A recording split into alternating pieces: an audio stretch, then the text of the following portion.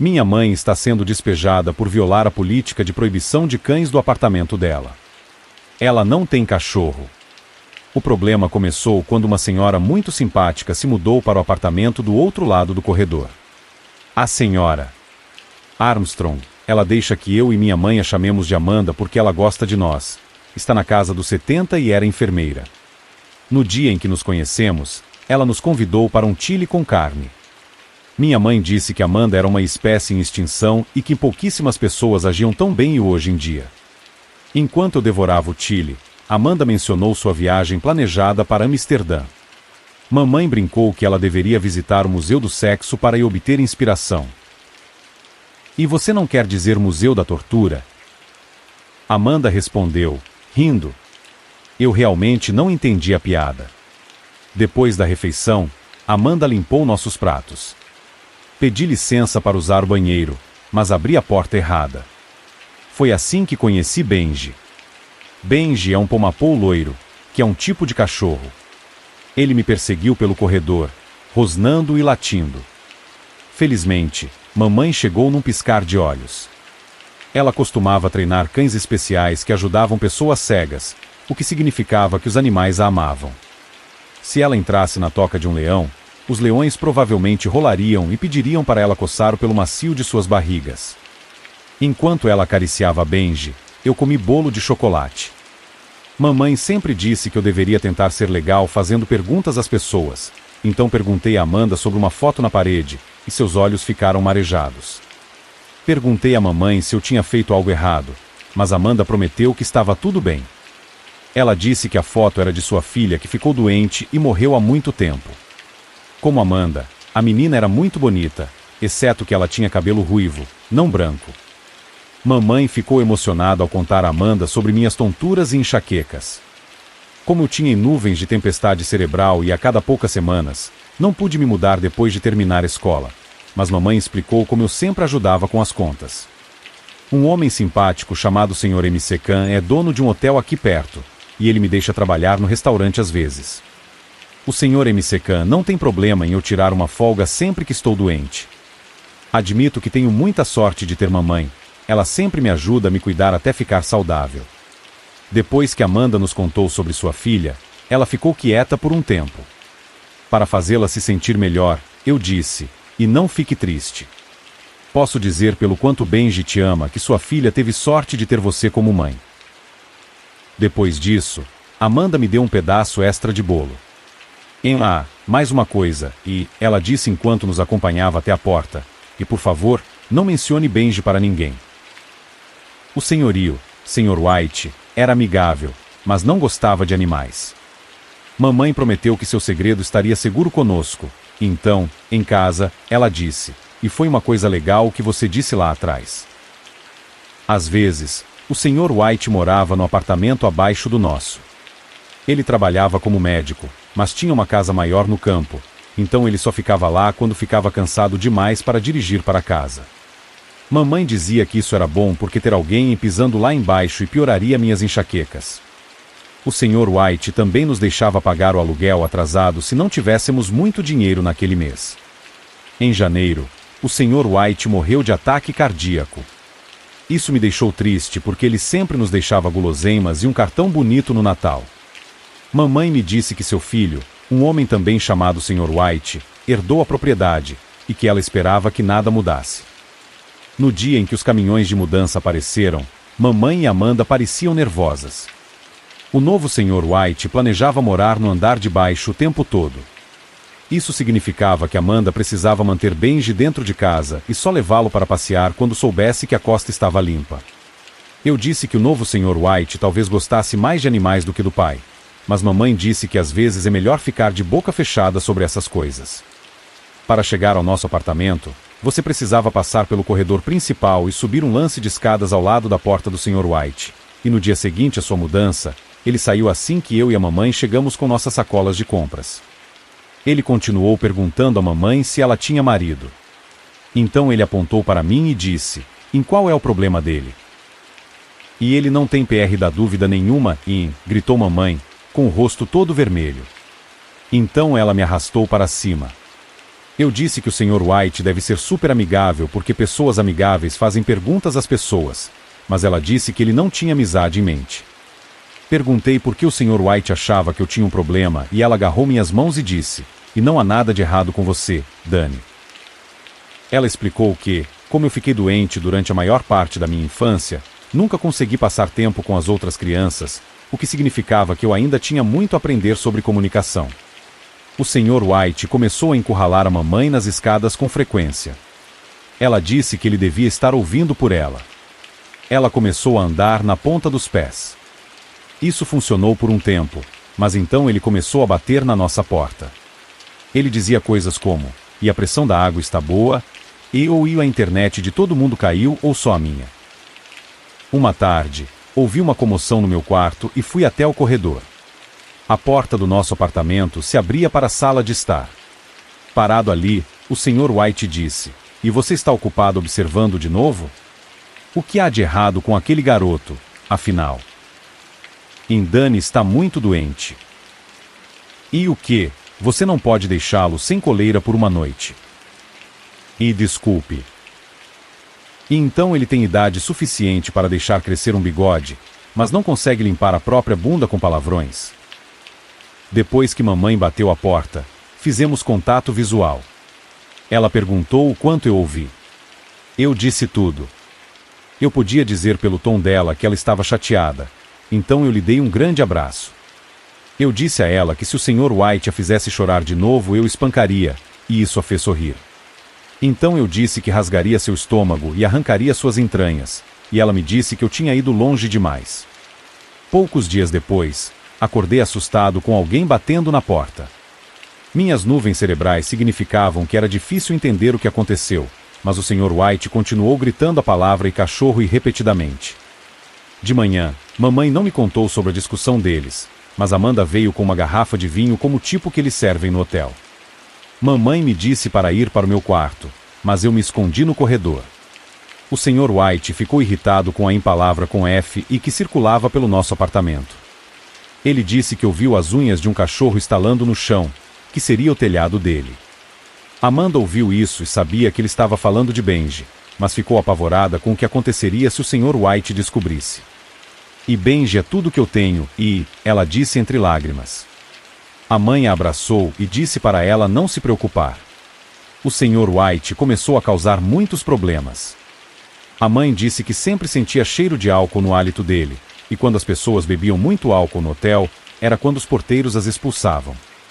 Uma noite, acordei com a mamãe gritando: "Você vê uma tigela de cachorro em algum lugar perto dela?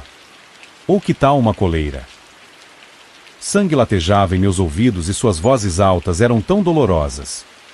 Apertei meus olhos e silenciosamente contei até 10, deixando minha mente em branco até minha cabeça parar de doer.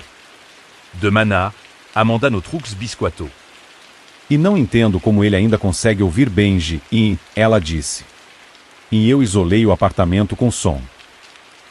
Ela se ofereceu para ajudar com o aluguel, mas a mamãe disse não. Ela disse que o Sr. White provavelmente estava apenas dando desculpas para ficar bravo porque ela não xingaria.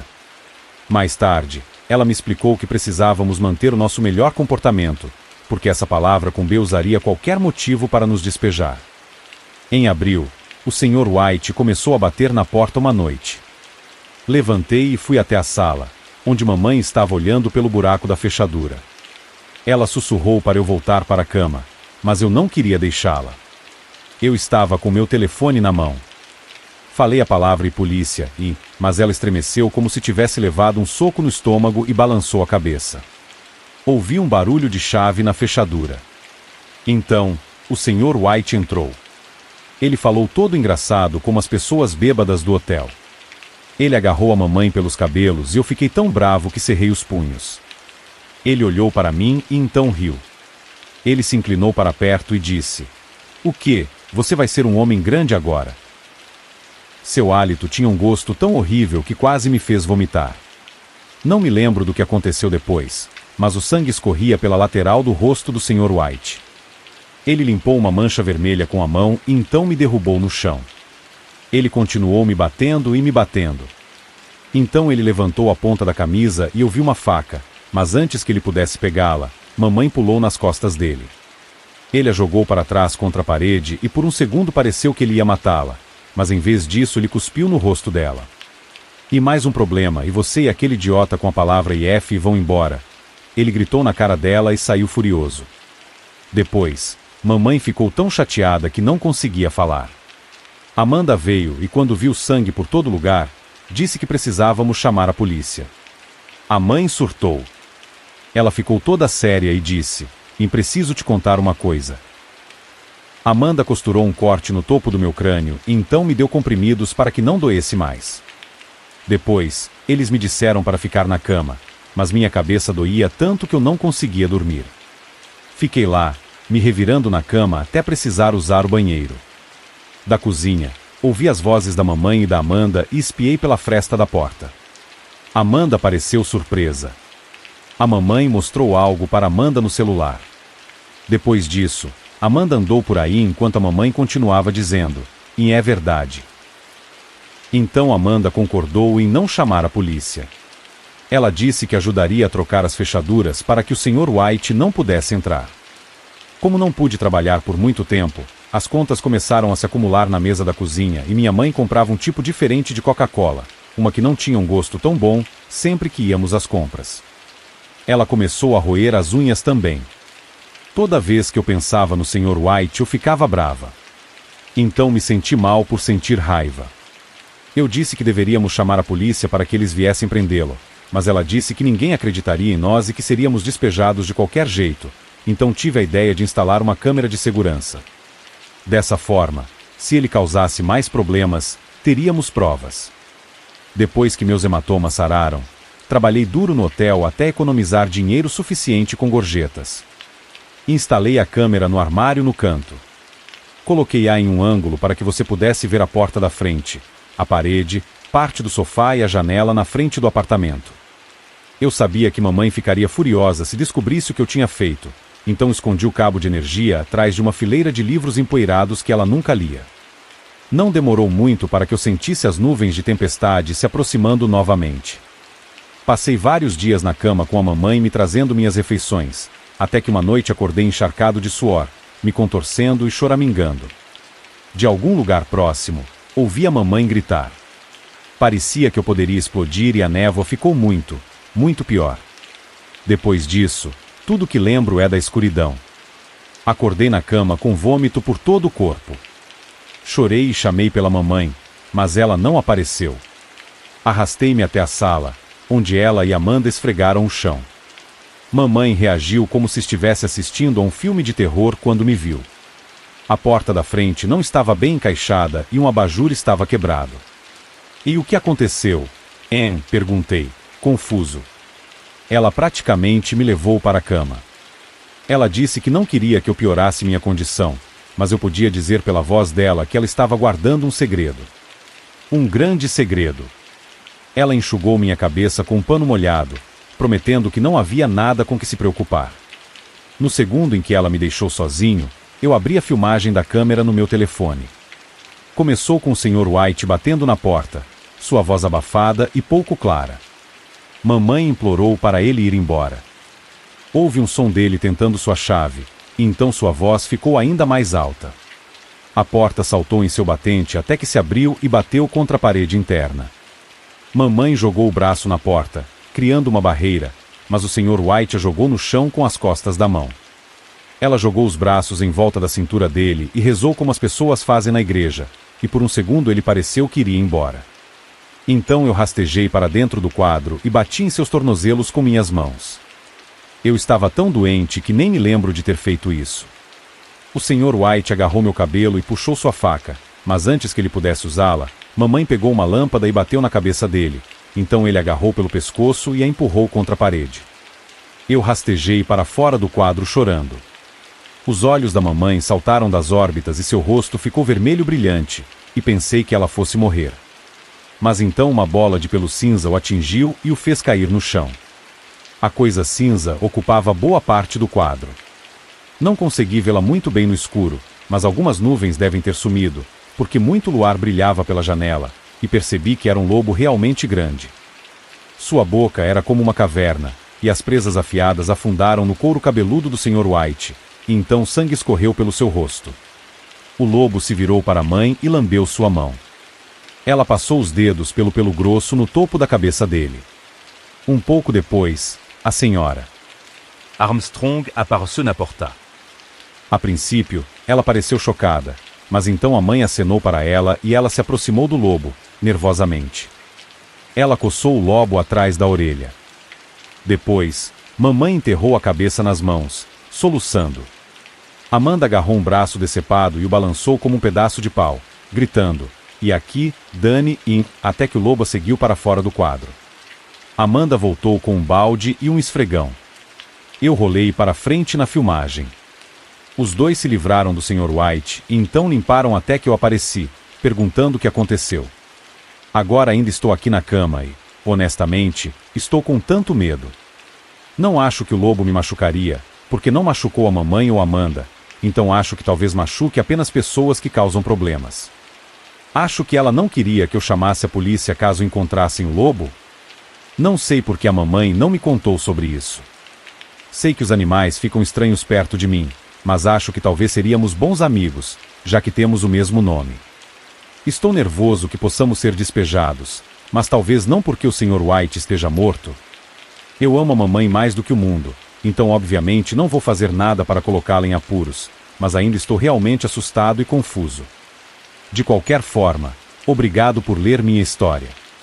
Espero descobrir as coisas logo. Eu morri e fui para o inferno. Eu e alguns amigos decidimos nos encontrar outro dia e depois de algumas bebidas começamos a falar sobre coisas estranhas que aconteceram conosco durante nossos anos de ensino médio. Um deles mencionou a vez em que eu tecnicamente morri e isso me fez pensar sobre isso. Então decidi escrever o que aconteceu e compartilhar com vocês. Acredito que foi no meu penúltimo ano que aconteceu, o dia exato ainda é meio confuso para mim. Eu joguei futebol desde que estava na 4ª série e era óbvio que eu faria isso no ensino médio. Eu não era nenhum Tom Brady, mas direi que era um bom centro. Lembro que era um jogo noturno porque as luzes do estádio estavam acesas e nossos running backs estavam reclamando que não conseguiam ver a bola por causa do brilho deles. Sabe aquela sensação que você tem quando faz algo que não deveria ter feito? Como quando você mente para seus pais ou quebra algo e tenta esconder. Foi isso que eu senti o dia inteiro antes do jogo. Algo parecía errado. Mesmo minutos antes do jogo, enquanto a música de sempre tocava nos alto-falantes do estádio, ainda parecia errado. Era quase o fim do quarto quarto. A jogada foi anunciada no Woodley. Nós nos alinhamos. A bola foi lançada e nada. Tudo estava escuro. Eu podia ouvir conversas e alguns gritos, mas eventualmente sumiram. Eu senti como se não conseguisse me mover, meio como a paralisia do sono funciona. Eventualmente, a escuridão que eu via desapareceu lentamente e meu corpo começou a escapar do seu estado paralisado. Quando eu pude ver completamente de novo, percebi que não estava mais no campo. Na verdade, eu não tinha ideia de onde estava ou como tinha chegado lá. Meu cérebro estava correndo, tentando descobrir o que aconteceu. Eu finalmente decidi pela resposta óbvia. Fui atingido com muita força, tive uma concussão e então fui levado às pressas para o hospital. Foi o que pensei, eu estava apenas em um hospital. Mas mesmo assim não fazia sentido, o quarto em que eu estava era muito escuro. Não havia equipamento médico ou mesmo uma cama lá comigo. Eu estava apenas deitado no chão. A única coisa que apontava para um hospital era que minhas roupas foram substituídas pelo que parecia ser um vestido. Logo meu cérebro começou a conceituar uma nova resposta. É engraçado como o cérebro humano fará tudo o que estiver ao seu alcance para fazer você sentir como se tudo o que está acontecendo tivesse uma explicação para isso. Enquanto meu cérebro trabalhava nisso, meu corpo decidiu que era hora de começar a ver onde eu estava. Eu lentamente me levantei do chão e fui em direção ao que parecia ser uma saída. Enquanto eu caminhava, notei tudo ao meu redor. As paredes da sala pareciam estar cobertas por uma substância estranha parecida com cinzas. Elas também tinham uma sensação de calor, não queimando, mas ainda quentes o suficiente para que, se seguradas por tempo suficiente, deixassem uma marca. O chão parecia ser do mesmo material da parede, também revestido por aquela camada de cinzas. A sala logo começou a se transformar em um corredor, nunca parecia ter fim. Tenho quase certeza de que andei por horas a fio por ele. Meu vestido estava coberto de cinzas e arranhões logo depois. Comecei a ver o que parecia luz conforme me aproximava do fim, e um som começou a encher meus ouvidos conforme me aproximava. Crepitante. Como o som que o fogo faz quando fica muito quente. Meu cérebro começou a juntar as peças. Isso explicava porque as paredes e o chão estavam quentes. O que meu cérebro não conseguia entender era o que eu olhava enquanto saía do corredor. Inferno. É assim que eu descreveria e onde eu acreditava estar. O céu, se é que se pode chamar assim, não era nada além de fumaça e leves raios alaranjados aparecendo. Montanhas mais altas do que qualquer uma que eu já tenha visto pintavam o pano de fundo dessa imagem de pesadelo. Criaturas de natureza inexplicável cobriam o chão e o céu, todas pareciam estar com dor. Então ouvi os gritos. Eu tinha sido cativado pelo horror quase infinito que vi que nunca ouvi os gritos. Havia bilhões e bilhões de pessoas aqui comigo. Todos eles estavam gritando ou chorando, cada um sendo torturado de uma maneira diferente. Alguns queimados, alguns chifrados, alguns torcidos em formas que eu nunca vi. Eu apenas assisti com horror a cena diante de mim. Não demorou muito para que eu sentisse algo me arranhando. Gritei de dor quando virei a cabeça para ver algo arranhando minha perna. Era como se uma cobra tivesse pernas, mas a pele dela nunca cresceu ao redor de seus novos membros encontrados. Eu a chutei para longe antes que alguém agarrasse meu braço. Meus olhos percorreram os músculos expostos do braço, logo encontrando os olhos de seu dono. Ele era quase lindo, um homem de olhos pretos com pele bronzeada. Ele segurou meu braço, quase para me dizer para não lutar contra isso. Seu corpo estava coberto de cinzas e o que pareciam marcas de chicote. Ele falou, mas eu não conseguia entendê-lo. Eu não tinha certeza de que idioma era ou se era mesmo um idioma. Ele puxou meu braço e relutantemente eu segui, a cobra ainda arranhando minhas pernas. Ele me levou por uma longa escada, certificando-se de que eu pudesse ver todo tipo de tortura sendo aplicada às pessoas ao meu redor. Ferver, moer, esmagar, aranar. Isso me deixou doente, mas eu podia vomitar. Era como se minha capacidade de vomitar tivesse sido tirada. Continuamos a andar. Cruzamos rebanhos de criaturas enquanto elas pareciam comer e mutilar várias pessoas. Eu assisti enquanto eles as rasgavam e comiam, mas as pessoas nunca morriam. Elas apenas ficavam lá e aceitavam sua nova vida. Meu cérebro não conseguia mais entender o que estava acontecendo. Começou a dizer que eu estava sonhando, que era tudo um sonho e eu ainda estava com concussão. Mas tudo parecia real demais. O calor, o arranhão, a mão do homem segurando meu braço. Eu conseguia sentir tudo. Parecia que dias tinham se passado desde que acordei naquele quarto. Enquanto caminhávamos pelas montanhas que vi antes, percebi que eram feitas inteiramente de ossos. Alguns humanos, outros não. Olhei para o céu enquanto observava criaturas aladas voando através das nuvens de fumaça. Ocasionalmente elas bloqueavam os raios laranja enquanto circulavam acima. Andamos mais e mais. A cobra tinha parado de me arranhar, mas só porque tinha chegado ao osso das minhas pernas. Eu sentia tudo, mas não conseguia gritar ou chorar de dor. Eu apenas observava os músculos e nervos das minhas panturrilhas se moverem a cada passo que eu dava.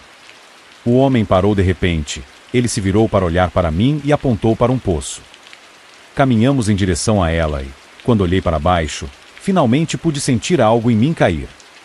No fundo, havia milhares de pessoas. Elas foram empurradas juntas no buraco apertado, algumas rastejando em cima de outras tentando se libertar. Observei horrorizado enquanto o homem apontava para buracos alinhados nas paredes do poço. Um líquido vermelho, quente e espesso bombeava para fora dos buracos, cobria as pessoas e enchia o poço. Observei enquanto algumas nadavam até o topo e choravam, outras eram empurradas para mais fundo no líquido.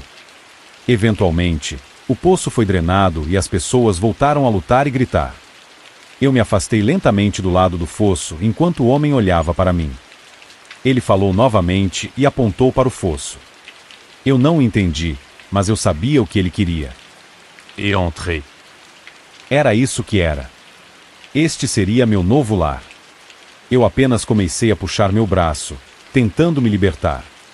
Ele me puxou para mais perto e eu comecei a puxar mais. Ele olhou para mim e me soltou. Eu não sei porquê, mas ele apenas me soltou e me encarou, falando. Corri. Corri o mais rápido que pude dele e do poço. Corri pelo que pareceram dias, talvez semanas até. Cada vez que olhava para trás, parecia que eu tinha me afastado apenas um pé. Eu apenas chorei e corri, nenhum outro pensamento estava na minha cabeça além do fato de que eu tinha que fugir. Parei de olhar para trás e apenas fechei meus olhos. Eu podia sentir milhares dessas criaturas me perseguindo, eu podia sentir sua respiração e calor escorrendo pelo meu pescoço. Eu ouvi seus rosnados horríveis e o som de estalos enchendo meus ouvidos. Eu apenas gritei e chorei até. Eu gritei enquanto me sentava de uma maca, meu corpo encharcado de suor. Os 2 socorristas que estavam comigo pularam para trás e rapidamente me disseram para deitar. Tentei lutar, mas eles me disseram para me acalmar e relaxar. Meus olhos dispararam ao redor e olharam para onde eu estava. Eu estava em uma ambulância. Deitei-me lentamente e deixei que me examinassem. Um deles me contou o que aconteceu. Quando eu estalei a bola, um defensor me atingiu e me jogou no chão. Meu coração parou. Eles foram chamados e viram meu treinador fazendo RCP em mim. Eles me colocaram na ambulância e continuaram as compressões. Meu coração parou por quase 9 minutos e eles estavam prontos para me declarar morto até que meu coração começou a bater novamente e eu acordei. Eu apenas deitei e comecei a chorar.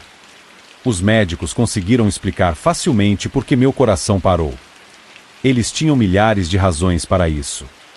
Mas eles nunca conseguiram explicar as cicatrizes nas minhas pernas que apareceram depois que eu acordei. Também não foi até recentemente que eles notaram a quantidade significativa de danos aos meus pulmões, como se eu estivesse respirando fumaça por anos.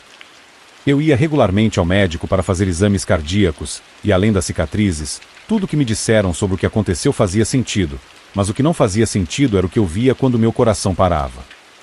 Fiquei naquele lugar infernal pelo que pareceram meses. Tudo o que senti foi real. Às vezes ainda sinto minhas pernas sangrando e olho para baixo só para encarar aquelas cicatrizes, quase como um lembrete de que talvez não tenha sido minha imaginação.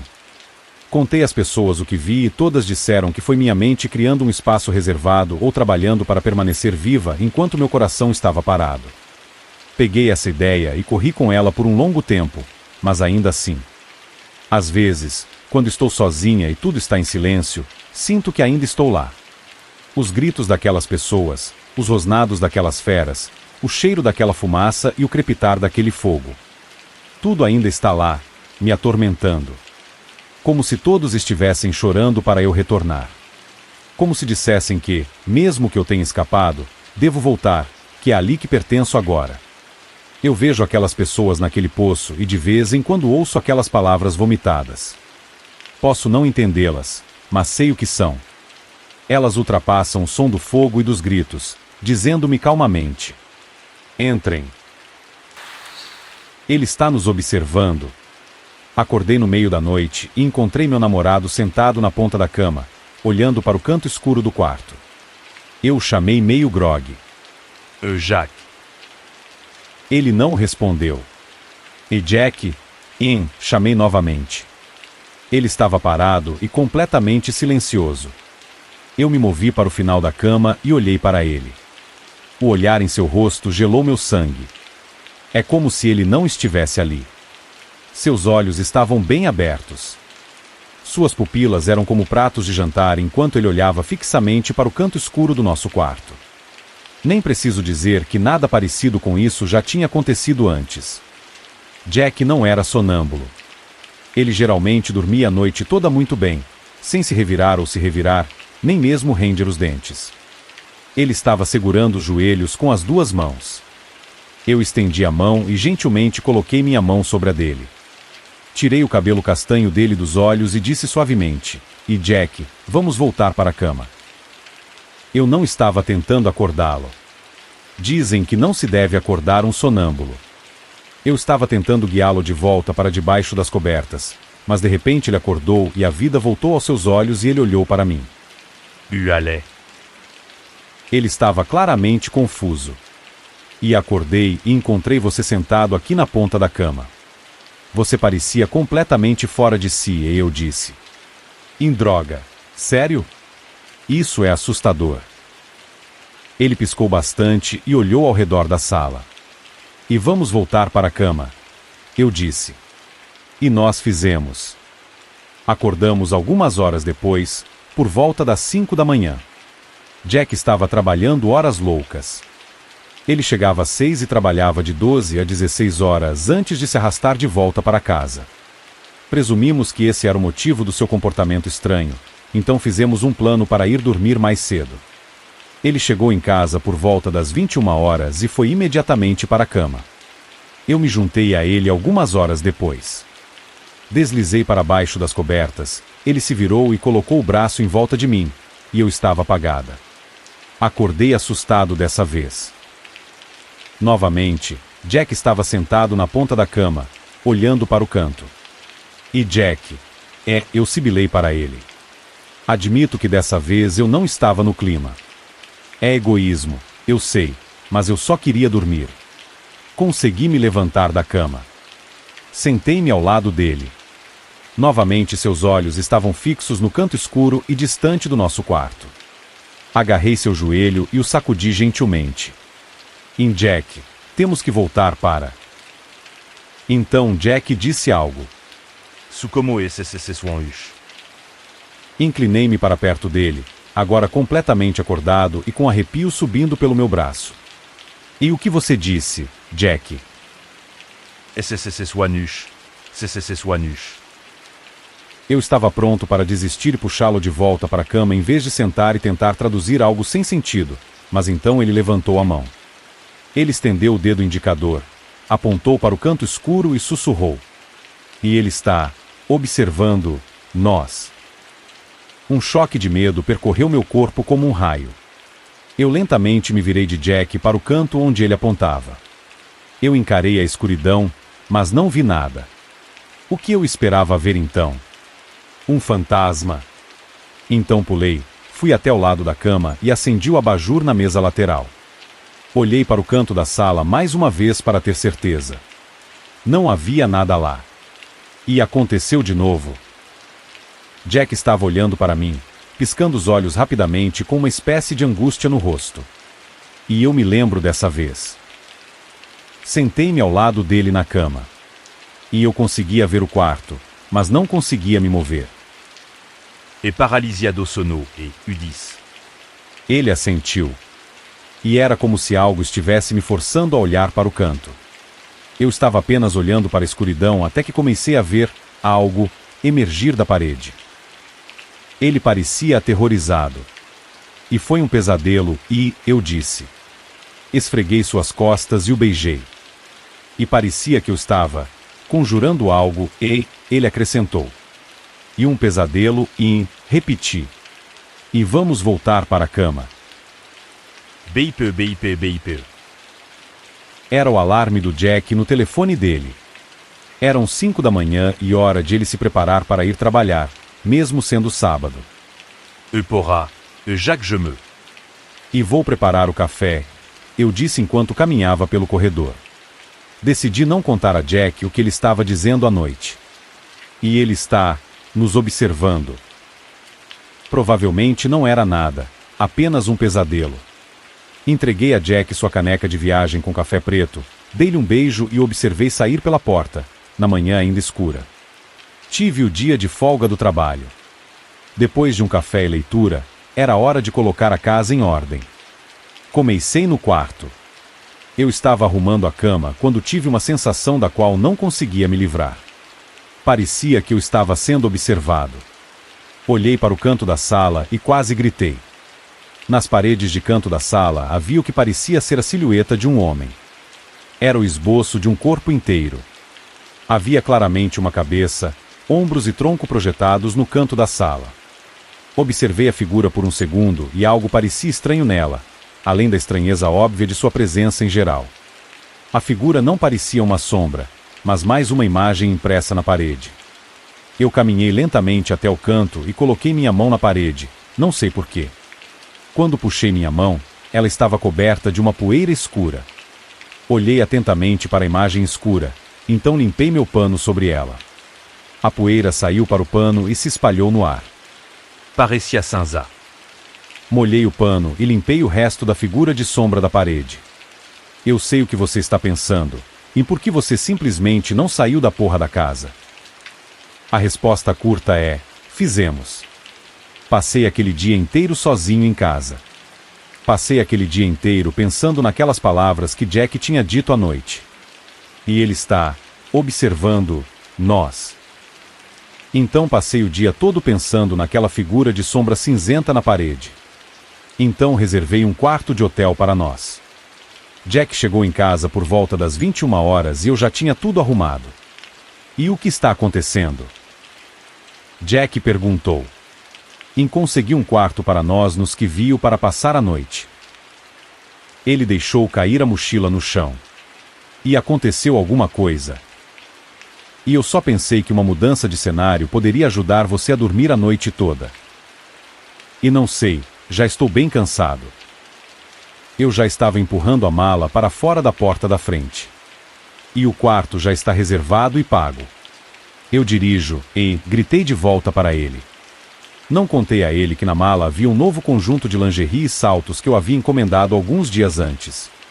Acordei horas depois em uma cama king size de hotel, agora vestindo nada além de meias calças de nylon transparente.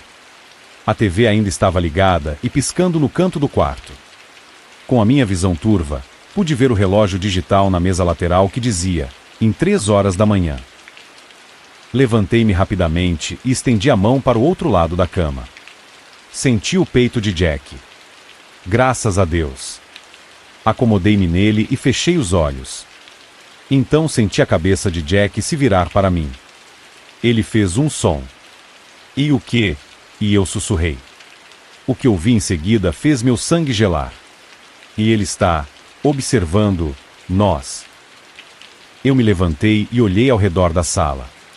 E então eu vi. A TV no canto agora não mostrava nada além de estática.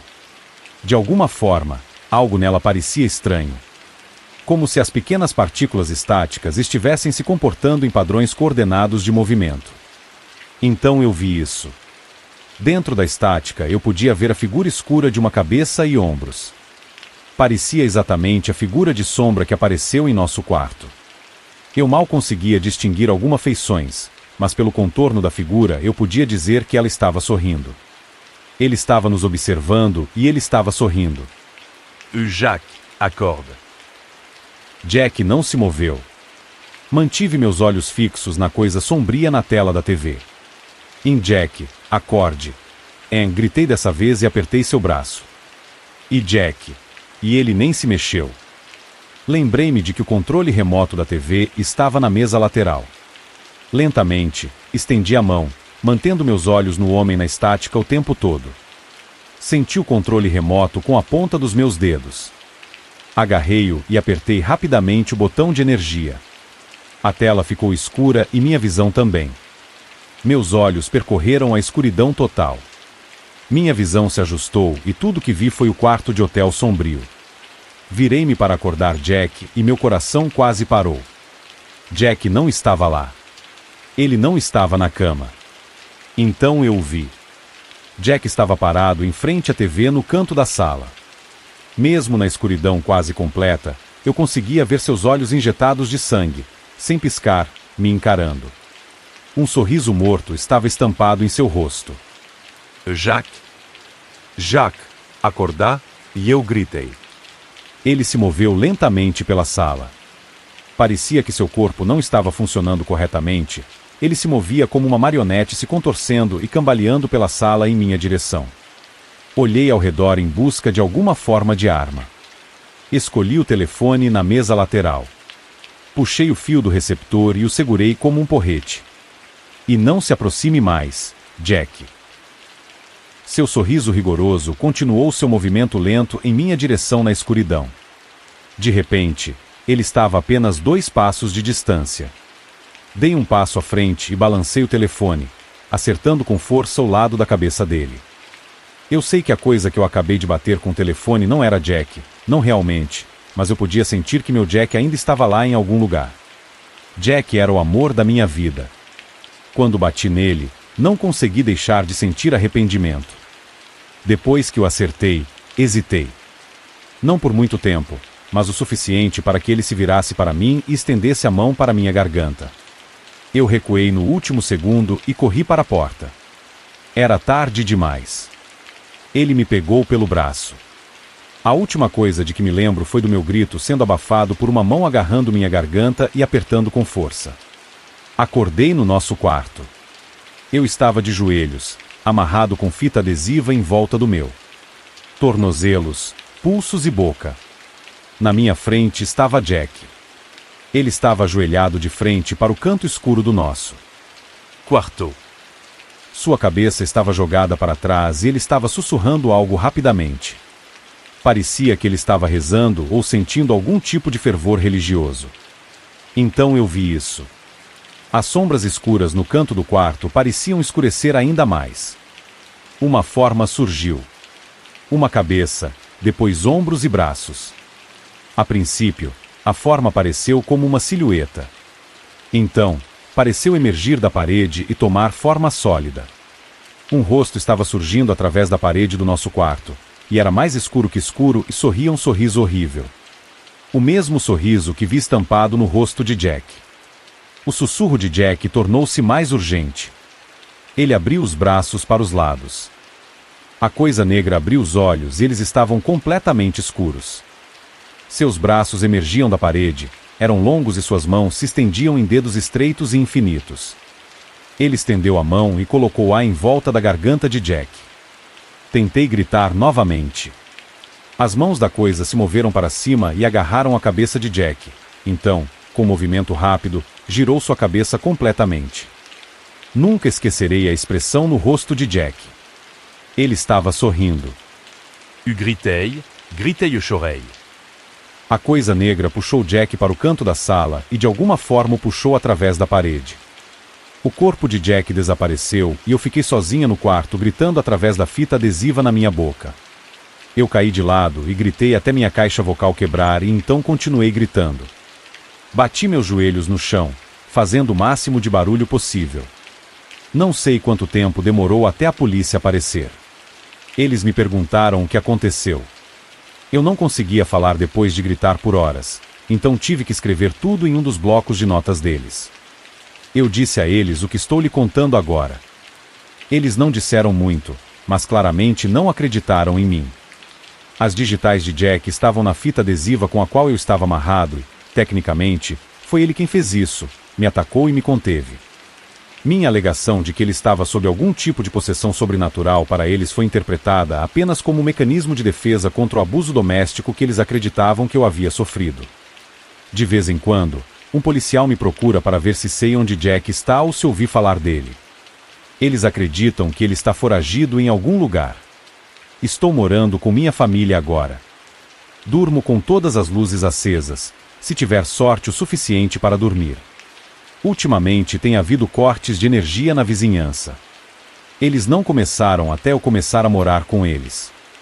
Não sei por que aquela coisa levou Jack e não me levou. Só posso supor que uma noite dessas isso vai voltar.